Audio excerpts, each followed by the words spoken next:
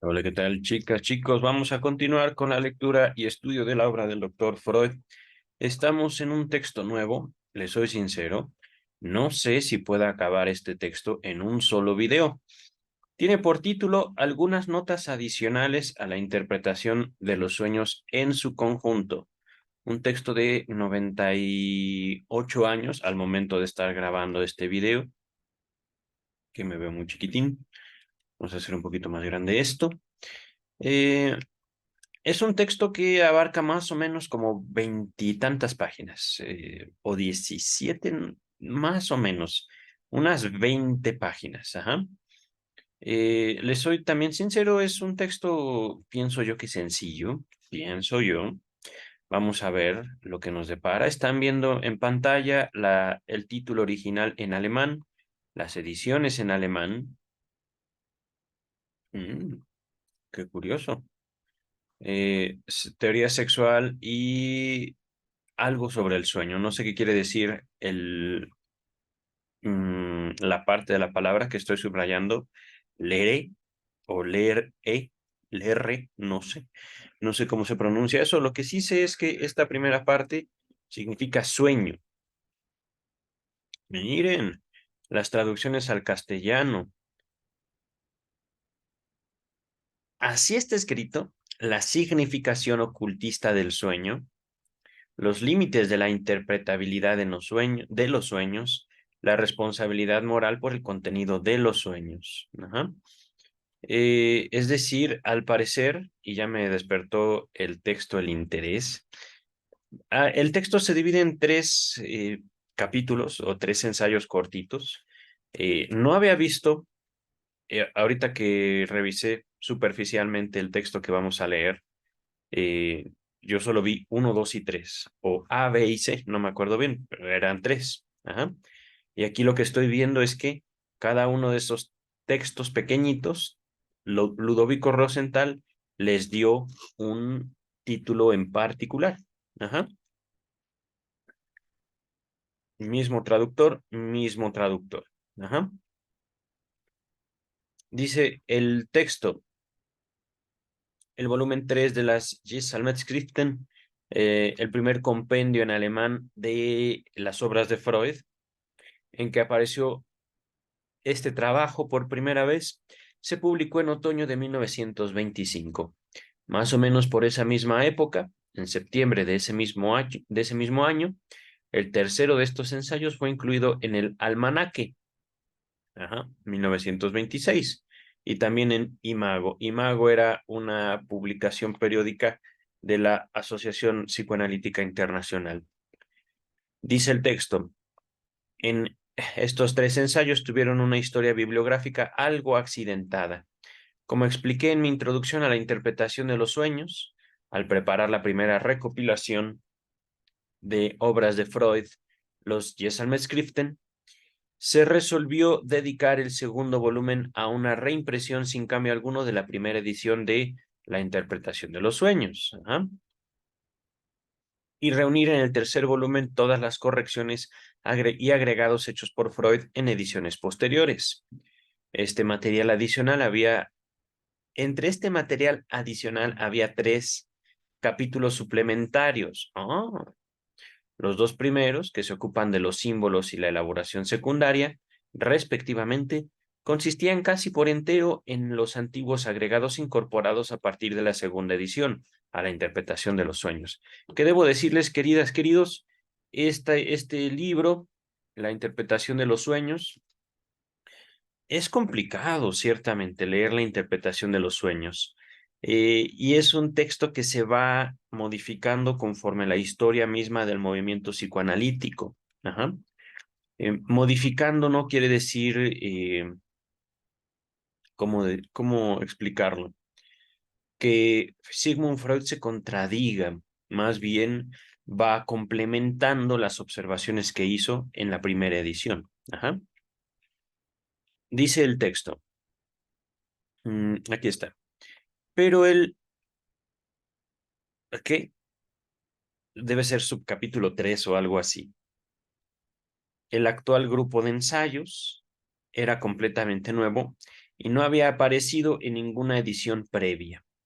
No obstante, es indudable que Freud tenía el propósito de incluirlos en todas las ediciones futuras de La interpretación de los sueños, ya que en la reimpresión de la primera edición de los escritos completos, estipula con toda claridad que debía ubicárselos al final de la obra. Nota a pie de página número 1. Además, en el curso de los presentes ensayos, a esto me refiero con modificaciones. Freud habla de este libro, entre comillas, y estas páginas, entre comillas, refiriéndose a todas luces a la interpretación de los sueños.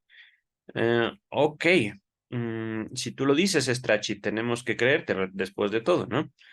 Es que eh, yo no soy fanático, les soy sincero, de el uso de las notas a pie de página. Yo creo que si voy a corregir un texto, si voy a ampliar un texto, una segunda edición de mi propio libro, por ejemplo, estoy modificando el texto original a fin de hacerlo más claro, pienso yo. Ajá. Dice Strachey, esto era en 1925 y esto es justamente el objetivo como de las notas a pie de página, era podernos ubicar en un contexto histórico particular, eh, dar algunas observaciones, dar algunos detalles acerca del texto, pero como que le resta mucha importancia al texto mismo. Ajá. Dice el texto, la siguiente edición de La interpretación en un solo volumen, la octava edición, fue la de 1930. En ella halló cabida todo el nuevo material de la edición de 1925, con la sola excepción de, entre comillas, ese capítulo suplementario C. Consecuencia inmediata de esto fue su ausencia en la traducción inglesa revisada en 1932, hecha por Brill. En la edición que abarca el volumen doble, 2-3, del compendio, bueno, el Gesamtschriften es el primer compendio, el Gesamtwerk es el trabajo condensado, es como otra compilación de las obras de Freud en alemán. Los Schriften fueron los primeros, luego vinieron los Werk. Nota número 2. Solo los dos primeros ensayos se reimprimieron en 1931 en la recopilación de escritos breves de Freud sobre los sueños. La ausencia del tercer ensayo viene a ratificar la hipótesis que formulamos en el último párrafo de esta nota introductoria, que al menos a mí ya se me hizo extensa, muy extensa. Dice el texto, en verdad parecía perseguido por la mala fortuna, pues accidentalmente se lo pasó por alto cuando le llegó el turno de ser incluido en las Gesamtwerk, en el lugar cronológico correspondiente, en el volumen 14, publicado en 1948, hasta que al fin hubo de hacerle sitio en el último de los volúmenes de dicha colección que vieron la luz, el volumen primero que apareció en 1952. Recordemos, Freud murió en 1939. Es decir, todo esto ya era obra de los discípulos y yo creo que también de Anna Freud. Por consiguiente, durante más de 20 años se había perdido de vista el texto alemán. La primera de estas omisiones, la de la octava edición de la interpretación de los sueños, tiene una posible explicación. En el último de estos ensayos, Freud declara aceptar algo más que a medias la autenticidad de la telepatía. Cuando el ensayo se publicó por primera vez, dio lugar a una vigorosa protesta de Ernest Jones, quien sostuvo que dañaría la causa del psicoanálisis en los círculos científicos. Este caballero era especial, Ernest Jones, ¿eh? Le recomiendo mucho una biografía de Jacques Lacan, no de Sigmund Freud. Ernest Jones fue el biógrafo oficial. Ya leeremos la obra de Jones al respecto de Freud, por supuesto, pero hay detalles de la conducta de Ernest Jones que dificultan el psicoanálisis después de la muerte de Freud. Pero continuamos. Ajá. Repito, Ernest Jones sostenía que si Freud declaraba su creencia en la telepatía, dañaría la causa del psicoanálisis en los círculos científicos, especialmente en Inglaterra. Según refiere el episodio Jones, es decir, según lo cuenta Ernest Jones, Freud pareció no inmutarse por su objeción, pero es admisible que, pese a todo, se diera a esta, al menos hasta el punto de no incluir el ensayo en la edición canónica de la más famosa de sus obras. James Strachey, damas y caballeros, vamos a comenzar con el primer texto. Miren, si tenía título. No me fijé, la verdad. Solo vi. Ajá. Dice el primer capítulo. Los límites de la interpretabilidad. Puede proporcionarse para cada producto de la vida onírica una traducción completa y segura al modo de expresión de la vida despierta o interpretación. Este problema no debe ser tratado de manera abstracta, sino ser referido a las constelaciones que presiden el trabajo de interpretación de sueños. Nuestras actividades espirituales procuran alcanzar una meta útil o bien una ganancia inmediata de placer. ¿En serio, doctor Freud? Actividades espirituales. Podemos decir aquí el pensamiento. Ajá.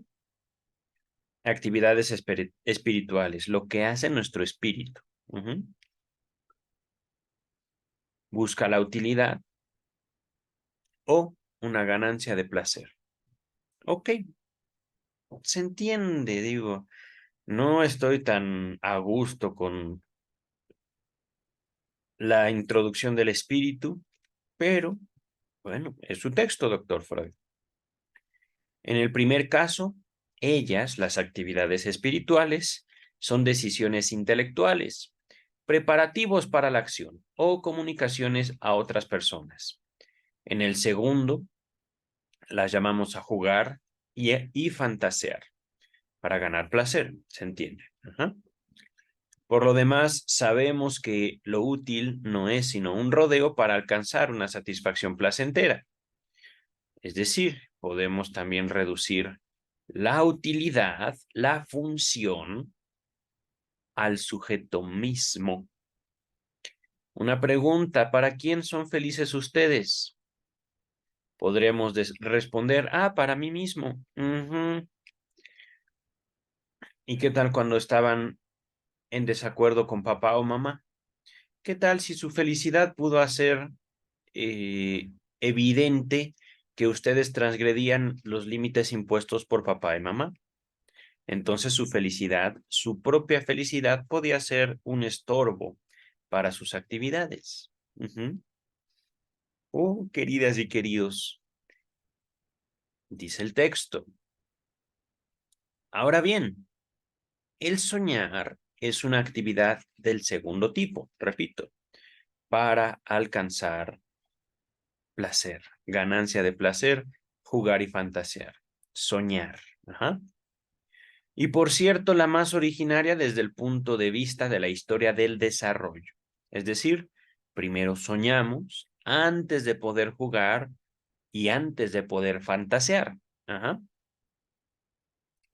Es erróneo sostener que el soñar se empeña en dar término a las tareas inminentes de la vida despierta o en resolver problemas del trabajo diurno.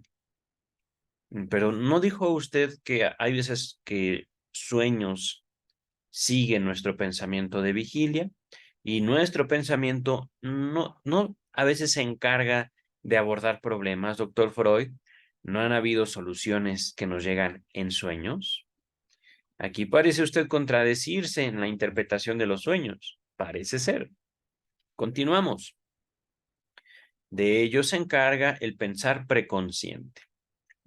Ok, vamos a continuar. El propósito útil es tan ajeno al soñar como el de intentar comunicarle algo a otra persona. Aquí lo estoy siguiendo a medias, ciertamente, doctor Freud. ¿Útil para quién? ¿Para mí? ¿O para mi papá, para mi mamá, para el maestro, para mi jefe, etcétera, etcétera? ¿O para usted? También, doctor Freud. Cuando el sueño se ocupa de una tarea de la vida, la resuelve como cuadra a un deseo irracional y no como correspondería a una reflexión racional. Mm, Un solo propósito útil, una sola función. Es preciso atribuir al sueño. Está destinado a impedir la perturbación del dormir. Lo sigo, doctor Freud. Y estoy de acuerdo, es el sueño el guardián del dormir. Está bien, ok. Mm, pero entonces, eh, el sueño como cumplimiento de deseo, que es la hipótesis fundacional del psicoanálisis, ¿a qué obedece? Si el sueño no me sirve, incluso para manifestar mociones de deseo de las cuales yo no tengo conciencia, doctor Freud. Salud, cafecito traigo hoy.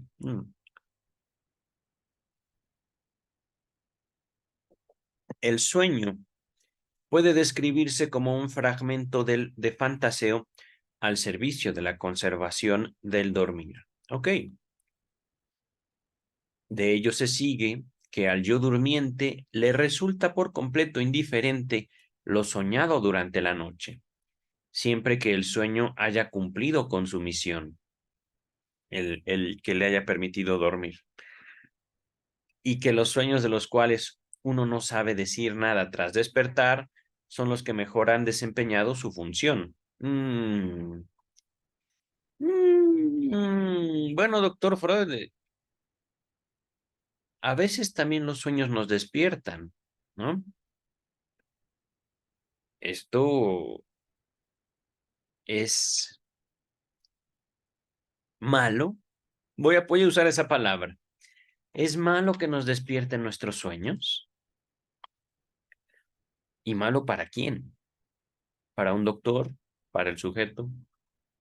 Vamos a continuar.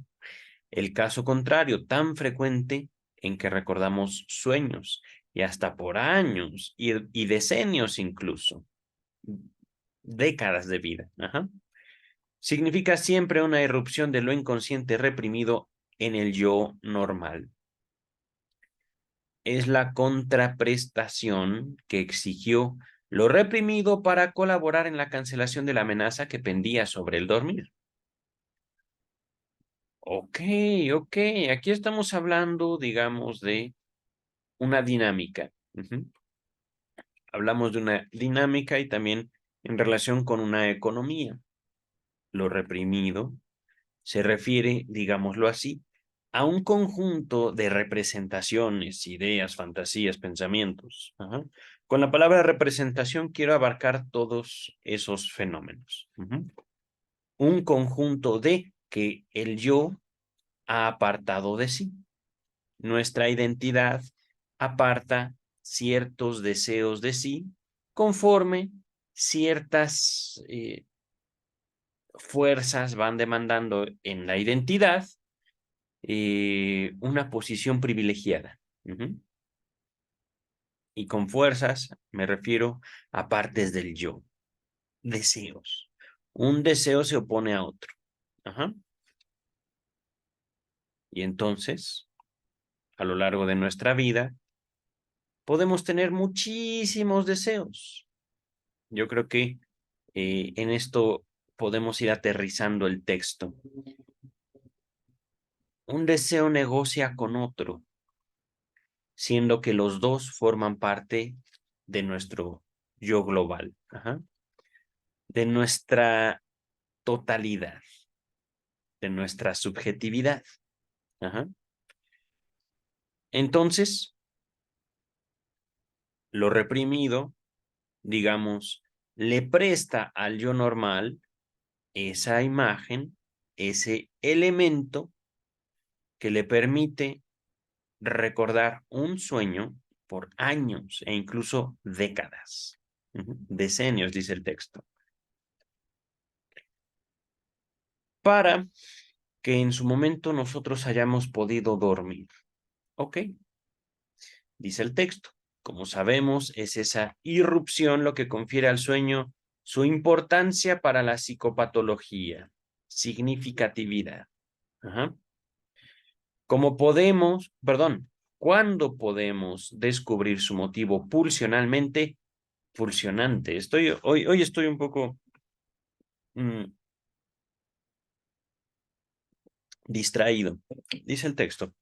Cuando podemos descubrir su motivo pulsionante, obtenemos insospechadas noticias acerca de las emociones reprimidas dentro de lo inconsciente.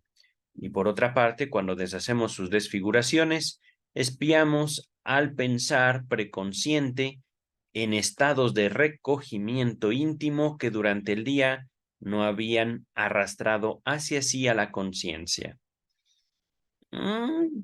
¿Qué? Ok, ok. Mm,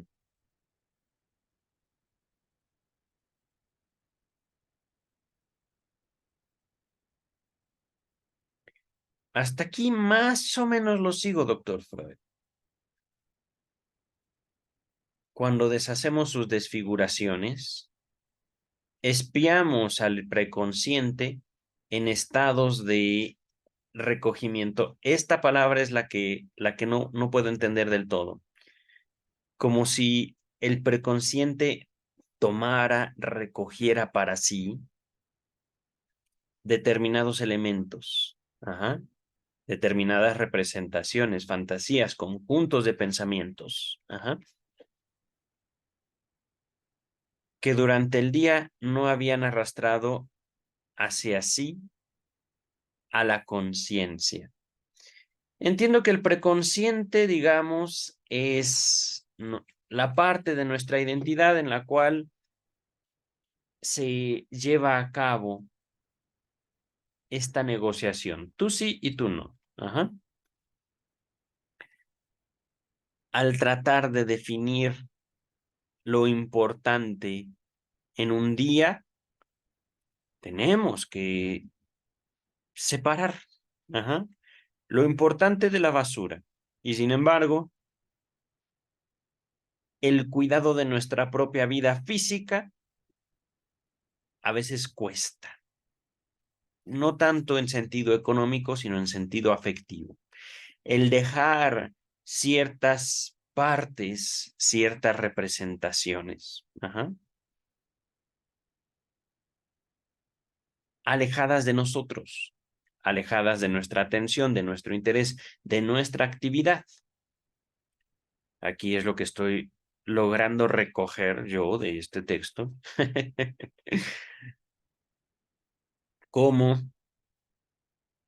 se construyen los sueños. Esto, digamos, fue explicado a mucho mayor detalle en la interpretación de los sueños.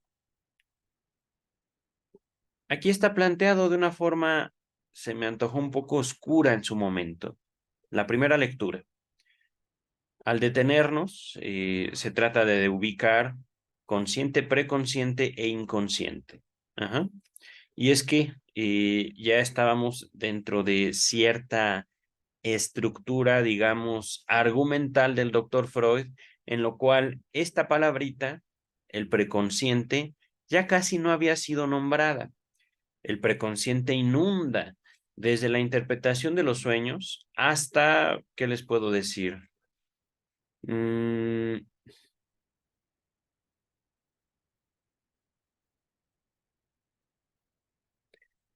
ya en los últimos textos, más allá del principio de placer, se va desplazando. eh, Psicología del yo y análisis de las masas, ya casi no se lo menciona al preconsciente. Y luego cuando llegamos a el ello, yo y el yo y el ello, la primera tópica de la que hablábamos, consciente, preconsciente e inconsciente, es sustituida por yo, super yo y ello. Ajá. Podemos ubicar también el preconsciente como al menos en asociación, y una asociación no sé qué tan correcta con el super yo. Ajá. con una barrera que separa. Vamos a continuar. Nadie puede practicar la interpretación de los sueños como actividad aislada. Ella siempre es una pieza del trabajo analítico. Es cierto, esto es cierto. Y aquí valdría la pena contextualizar. Trabajo analítico no es psicoterapia.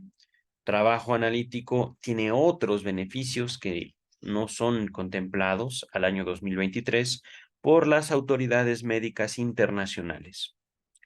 Ahorita vamos a continuar.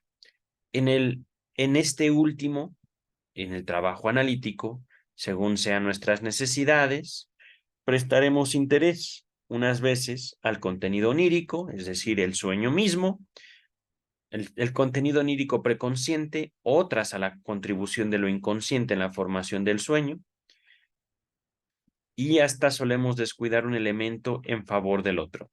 Aquí debo decirles, he cometido un error, contenido onírico, pero agrega Freud, preconsciente, es decir, las asociaciones primeras.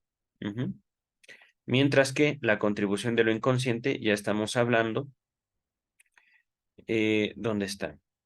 El motivo pulsionante, la razón por la cual nosotros nos creamos ese sueño en específico. ¿Qué es lo que se halla oculto? Digámoslo así. El deseo satisfecho, el cumplimiento de deseo que nuestro sueño nos ha brindado. Les sugiero mucho escuchar el video pasado donde abordamos más profundamente, a mayor detalle, el sentido de la interpretación de los sueños en psicoanálisis. Aquí me quedé. Por lo demás, de nada valdría que alguien se pusiese a interpretar sueños fuera del análisis, al menos no para usted, doctor Freud, pero sí para las personas que buscan una respuesta en específico. Y esto es importante. Aquí el doctor Freud señala cómo la interpretación de los sueños podría servir para una técnica que puede darnos razones acerca de nosotros mismos, digámoslo así, una ciencia, mientras que eh, el hecho de que el doctor Freud haya creado el psicoanálisis y haya usado la interpretación de los sueños como una forma de darle un particular valor terapéutico, científico, no elimina, no cancela las tradiciones, no elimina y no cancela tampoco el deseo de una persona al buscar dentro de determinadas tradiciones, dentro de otros abordajes de interpretación de los sueños, digamos, más mágicos, más culturales, un sentido a su propio sueño. Es decir, el doctor Freud crea una técnica, crea también gracias a esta técnica un método terapéutico para los años 1890, 1939, para el año 2023.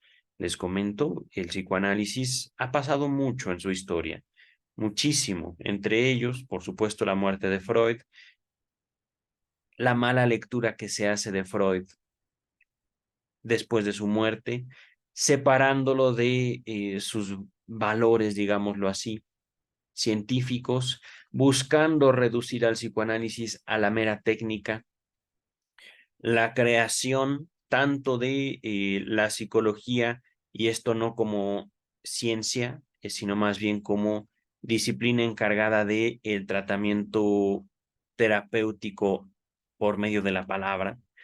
Y aquí, por supuesto, en cuanto a la psicología y en la relación con la psicoterapia para el año 2023, influenciados de cierta manera por Freud, pero un Freud separado de su contexto, un Freud justamente separado del mismo psicoanálisis, un psicoanálisis desvirtuado, un psicoanálisis que busca someterse a el concepto todavía no definido para el año 2023 de salud mental.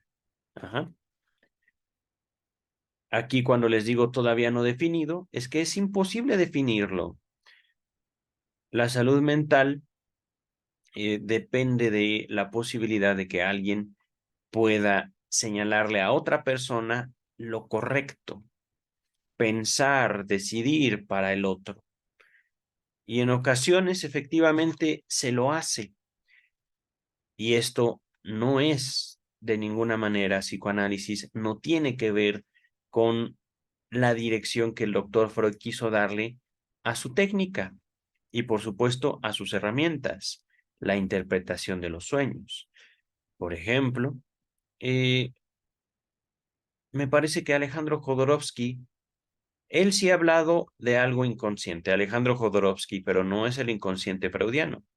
Alejandro Jodorowsky no quiere decir con su inconsciente, por ejemplo, sexualidad infantil. Alejandro Jodorowsky podría practicar alguna interpretación de los sueños, pero más conforme a un manual. Ajá. No estoy seguro si en la psicomagia de Alejandro Jodorowsky se mencione, por ejemplo, alguna estructura psíquica, algo preconsciente. Ajá. Porque si habla de inconsciente, Jodorowsky hablará también de conciencia.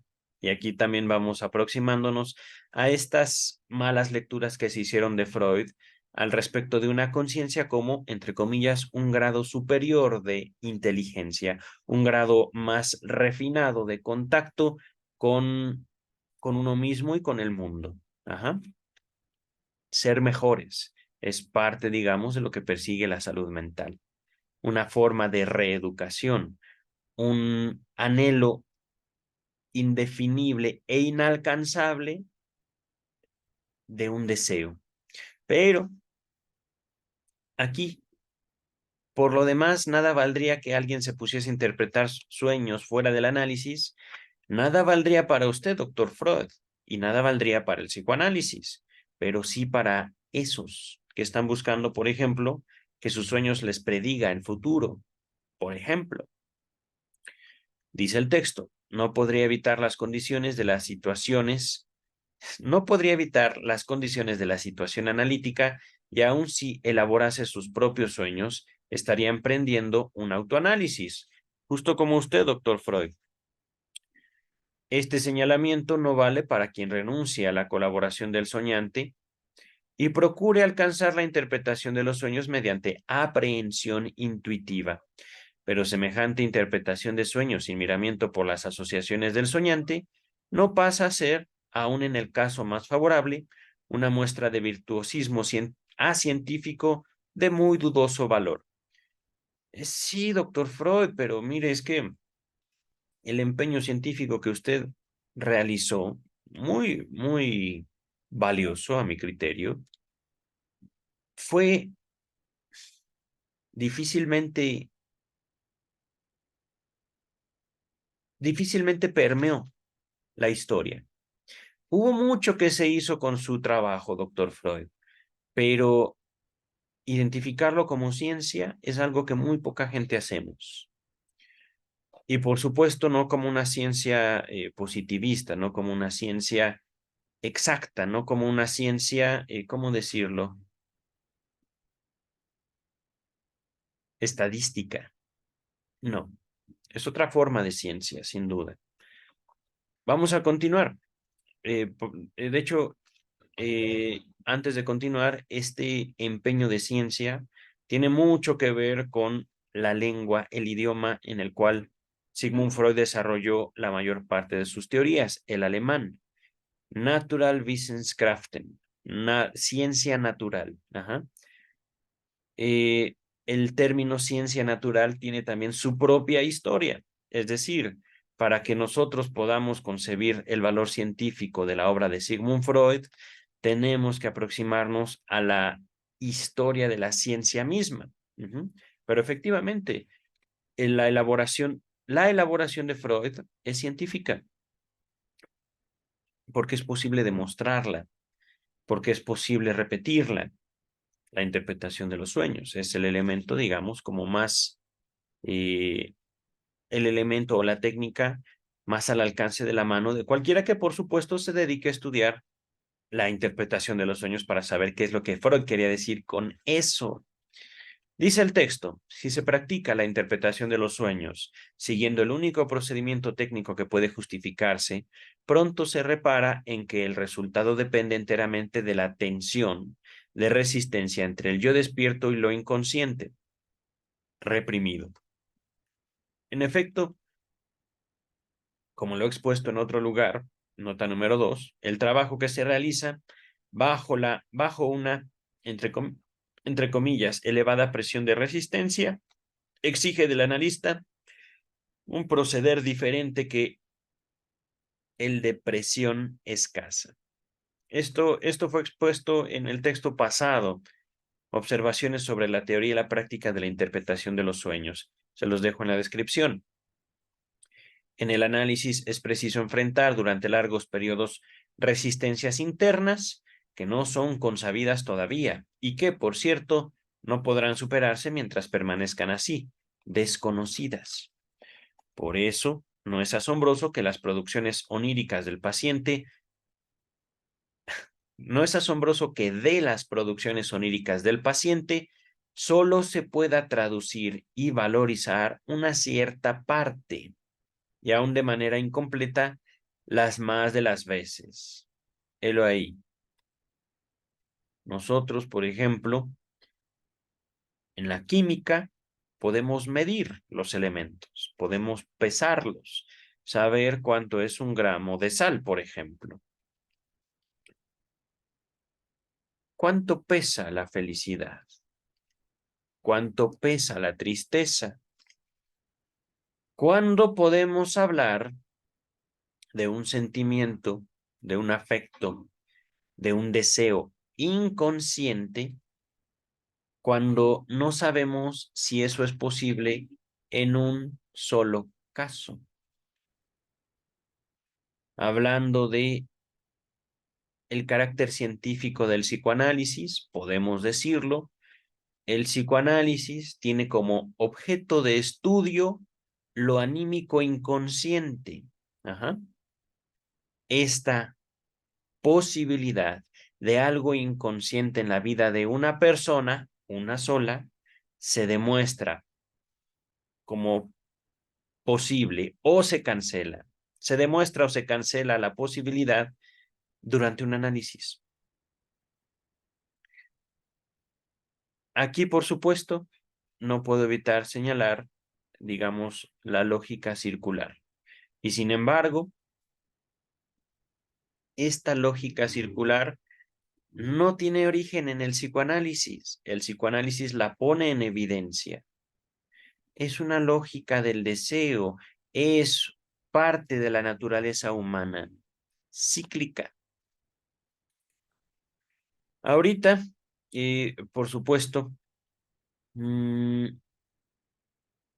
estamos hablando de la posibilidad de interpretar algo. Cuando decimos interpretar es cambiar un significado o atribuirle significado a algo. Es que, fíjense, una cosa, cambiar un significado. Yo pensaba que un sueño tiene el significado para el paciente cuando realmente los sueños nacen y mueren en la memoria, la mayor parte de las veces, sin ninguna consecuencia. Tal vez que nos haya quitado el sueño la posibilidad de seguir durmiendo durante la noche, por ejemplo, pero no lo recordamos. Otro problema también de la interpretación de los sueños que fue abordado en su momento es cómo podemos saber que lo que estamos contando fue el sueño en sí. Nadie más estuvo ahí. Y es más, el recuerdo que tenemos del mismo sueño puede ser muy dudoso. ¿Cómo trabajar científicamente con eso? Por partes, digámoslo así. Incompleto, digámoslo así. Dice el texto, aunque la práctica adquirida permite comprender muchos sueños para cuya interpretación el soñante mismo ofreció pocas contribuciones, Uno debe estar advertido de que la seguridad de semejante interpretación es discutible, es decir, es dudosa, y vacilará antes de imponer su conjetura al paciente. Es decir, conjetura. Yo pienso, es posible. Pero, ¿qué me dice usted, quien soñó, sobre esto? Ajá. Este elemento del sueño en relación con esta parte de su historia. ¿Sí o no? Su propia historia, porque recordemos, el sueño es un producto psíquico en la medida que el soñante, la soñante, es capaz de, primero, evocar algún recuerdo, alguna asociación con el sueño mismo. Dice el texto. En este punto, unas objeciones críticas nos dirán, si uno consigue la interpretación de todos los sueños que elabora, tampoco debe aseverar, si uno no consigue la interpretación de todos los sueños que elabora, tampoco debe aseverar más de lo que puede probar, y habrá que contentarse con el enunciado de que algunos sueños la interpretación los discierne provistos de sentido, pero con respecto a otros no se sabe. Empero, justamente el hecho de que el resultado de la interpretación dependa de la resistencia exime, perdona al analista de esta restricción.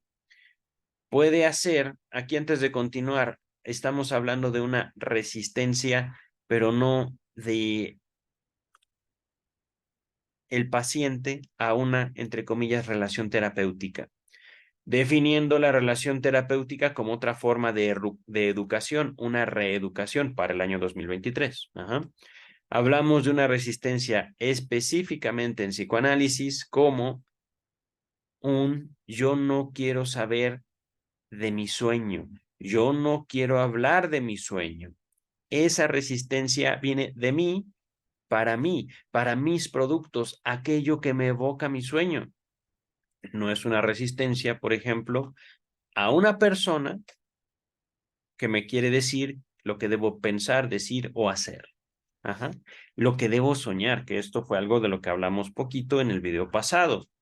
Uno sueña para sí, no para otros. Entonces, perdona al analista.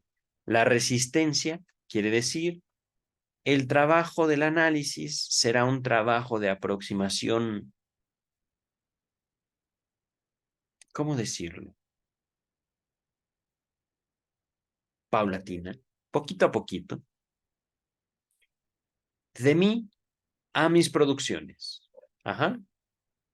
Para que yo pueda decir, efectivamente, el doctor Freud tuvo razón al decir, el sueño es un cumplimiento de deseo, tuve que haber dicho, eso es mi deseo. Ajá. Y este trabajo paulatino, poquito a poquito, es a veces un trabajo no de mucho tiempo, sino que requiere cierto tacto. Un deseo puede salir en la primera sesión, en los primeros 5 minutos, y puede el sueño ayudarnos justamente a señalar ese deseo, un deseo que constituye el núcleo del conflicto que da origen justamente al yo. Ahorita es algo que he estado abordando en los últimos videos de esta lectura que hemos hecho de Freud.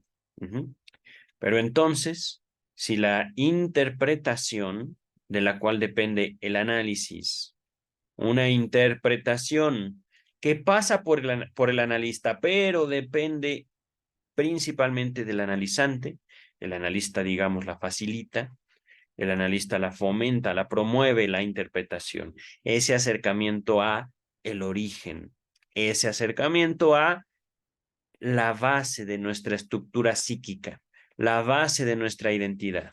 Ajá.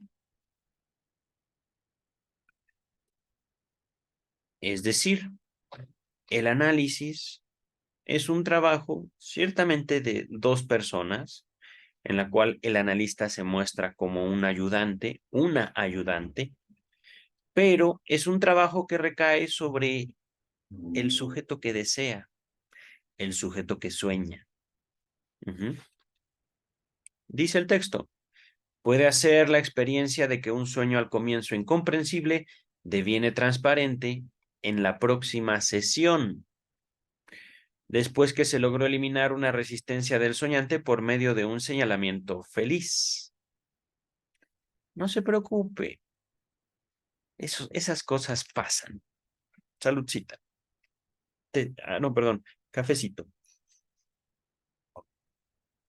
De pronto se le ocurre una parte del sueño, olvidada hasta entonces, que proporciona la clave para la interpretación, o sobreviene una nueva asociación con cuyo auxilio se ilumina la oscuridad.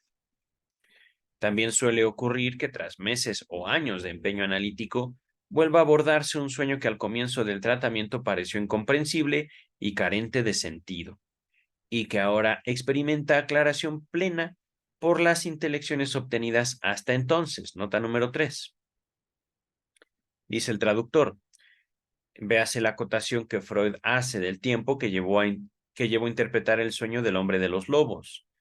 Ya tenemos este historial clínico. Creo que ya tenemos todos los historiales clínicos principales de Freud. Les dejo el del hombre de los lobos en la descripción. Ajá. Y si a esto sumamos el argumento extraído de la teoría del sueño, de que las operaciones oníricas paradigmáticas, es decir, ejemplares, las de los niños, poseen sentido pleno y son fácilmente interpretables, estamos justificados en aseverar que el sueño es universalmente un producto psíquico interpretable, aunque la situación no siempre permita interpretarlo. Nota número 4. Véase la salvedad hecha al respecto en un agregado de 1925 a la interpretación de los sueños. Fíjense, a esto me refiero. Identificar excepciones, ok, eso está bien, pero luego vienen los datos feos que cómo me cuestan trabajo. 1925, cuando el texto se publicó en 1900. 25 años de trabajo de la primera edición, y no solo 25, fueron bastante más. Al menos 39 años, ¿verdad, doctor Freud? La interpretación de los sueños fue tanto su mayor obra como una maldición que pesó sobre usted, ¿verdad, caballero? Bienes.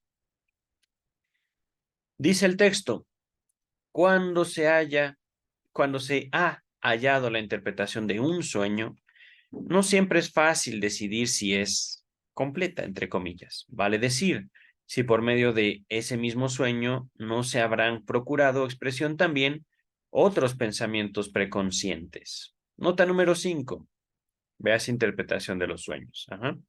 Esas páginas. Les dejaré toda la interpretación en la descripción. Debe considerarse demostrado aquel sentido que puede invocar en su favor las ocurrencias del soñante y la interpretación de la situación, mas no por ello es lícito rechazar siempre el otro sentido. Sigue siendo posible, aunque indemostrado, no tenemos más que remedio que familiarizarnos con esta polisemia de los sueños. Por lo demás, polisemia es muchos significados. Por lo demás, no siempre cabe imputarla o atribuirla a una deficiencia del trabajo de interpretación, pues muy bien puede ser inherente a los pensamientos oníricos latentes. También en la vida de vigilia, bueno, es que doctor Freud, ¿qué es esto? Aquí estoy notando una cosa, doctor Freud. Se acerca usted al pensamiento desde el punto de vista biológico, y eso lo aplaudo. Acercarnos al pensamiento desde el punto de vista discursivo nos lleva a un laberinto sin salida y a un narcisismo bello, pero también bastante peligroso, de decir, yo sé cómo pensar, que es, digamos, el problema de muchos filósofos que quieren invitarnos a pensar como ellos. Básicamente, fundar sus propias sectas. Ajá. Cuando usted habla de pensamiento, no habla propiamente de un, ¿cómo decirlo? Un producto cultural.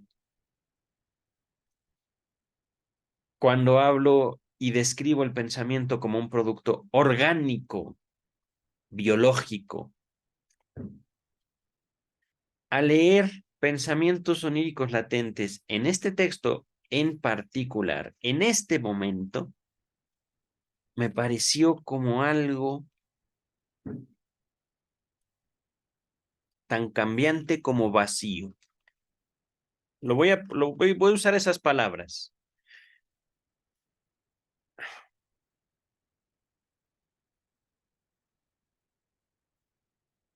Multidimensional. Es que, miren, ahorita también, mientras leía, me vino al pensamiento, me vino al discurso interno, digámoslo así. El hecho de que una cosa es el psicoanálisis para el analista y otra cosa es el psicoanálisis para el analizante. Ajá. No podemos nosotros, hablando justamente de la formación de sectas, de pensamientos cerrados. Ajá.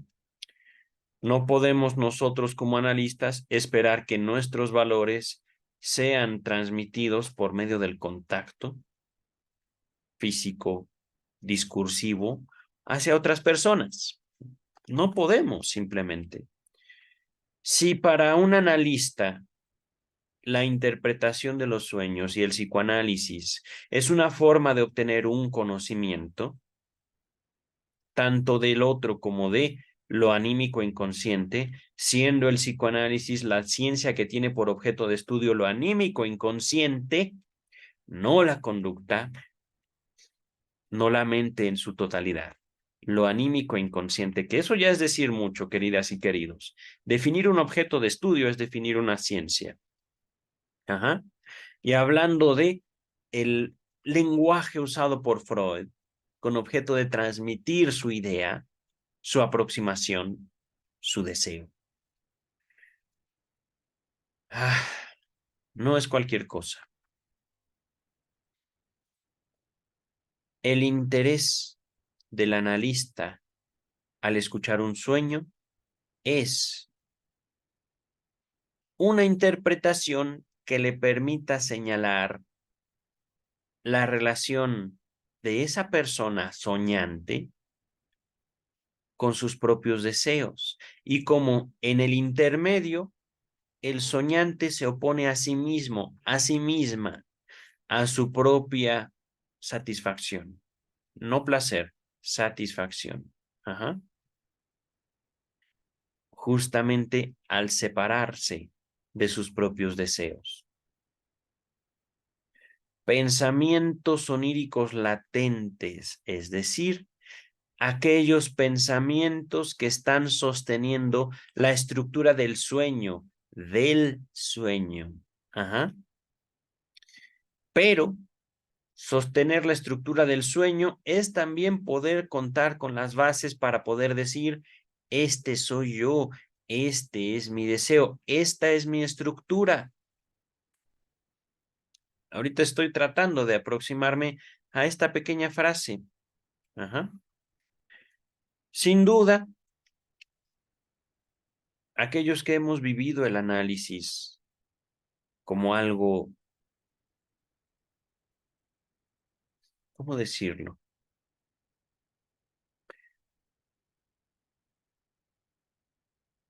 Es que hay tantos adjetivos que ahorita me vienen, pero aquí la importancia es la utilidad, la separación, el objetivo. Ajá. No voy a hablar con mis pacientes sobre, ahí está tu pensamiento onírico latente, sino es, aquí está, aquí está, aquí está. Seguimos, seguimos, seguimos, seguimos. Produce. ¿Y qué más? ¿Por qué? Etcétera, etcétera, etcétera, etcétera, etcétera. Es decir, aquí se ha hablado en este texto específico de una interpretación como, aquí está. Pum. Este es tu significado. Ahí está. El significado como algo simple, sencillo. Y ahorita lo que leo justamente es la multidimensionalidad del pensamiento. Es decir, ese producto al cual llamamos pensamiento.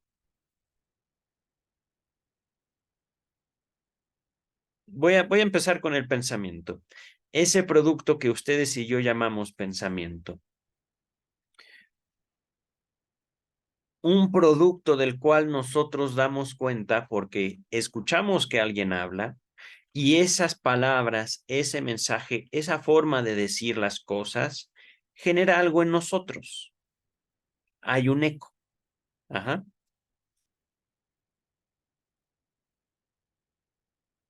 Este eco, ¿dónde lo podemos ubicar? ¿En qué parte de nuestro cuerpo? ¿En la cabeza? ¿En el estómago?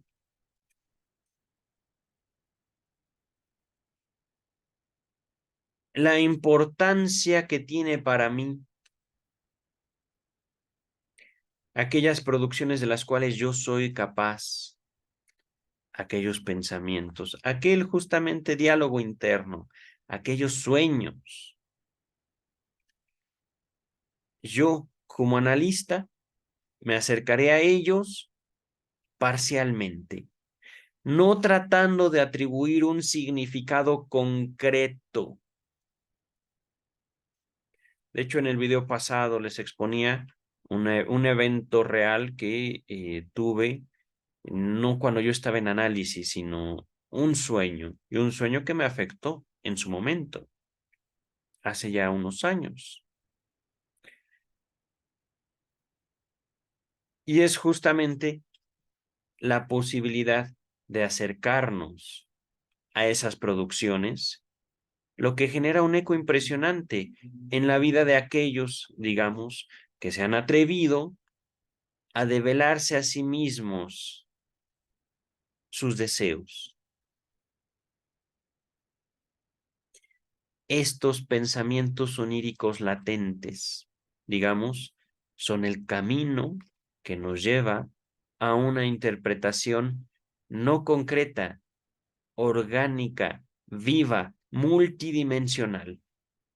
Por eso es posible, digamos, regresando al texto, no solo que un sueño, sino también una sola palabra pueda tener muchos significados, muchas dimensiones. Aquí, por supuesto, no puedo evitar hacer la observación de cómo lo psíquico en el psicoanálisis, la mente, lo anímico inconsciente en el psicoanálisis, está pasando un helicóptero, tiene mucho que ver con el lenguaje.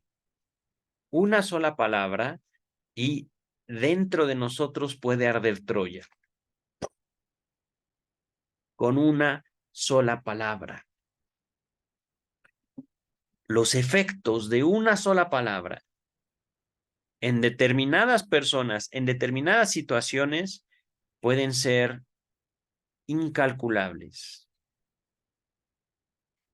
Vamos a continuar. También en la vida de vigilia, por cierto, y fuera de la situación de interpretación de sueños, se da el caso de que vacilemos o dudemos acerca de si una proferencia escuchada o una noticia recibida admiten esta o esta otra explicación. Si además de su sentido manifiesto, no denotan también otra cosa. Muy poco se ha investigado los interesantes casos en que un mismo contenido onírico manifiesto da expresión al mismo tiempo a una serie de representaciones concretas y a una secuencia de pensamientos abstractos apuntalada en aquella, es decir, que tiene como origen aquella. Ajá. Al trabajo del sueño le resulta desde luego difícil hallar medios de representar pensamientos abstractos. Nota número 6. Véase la nota al pie de complemento metapsicológico a la doctrina de los sueños. Ok, queridas, queridos, ¿saben? Yo creo que no hay que correr. Vamos a dejar este texto hasta aquí. Ya para abordar poco a poco estos trabajos, no tenemos en serio que abordarlos todos de un jalón como lo hice con el texto pasado. Fue un trabajo bonito, pero muy pesado. Y ahorita quisiera yo dedicarme a hacer otras cosas y si me da el tiempo y las ganas, eh, trabajar este texto el mismo día de hoy y grabar otro video hoy. Pero por el momento, ustedes y yo hemos acabado. Nos vemos para el siguiente video. Cuídense. Bye.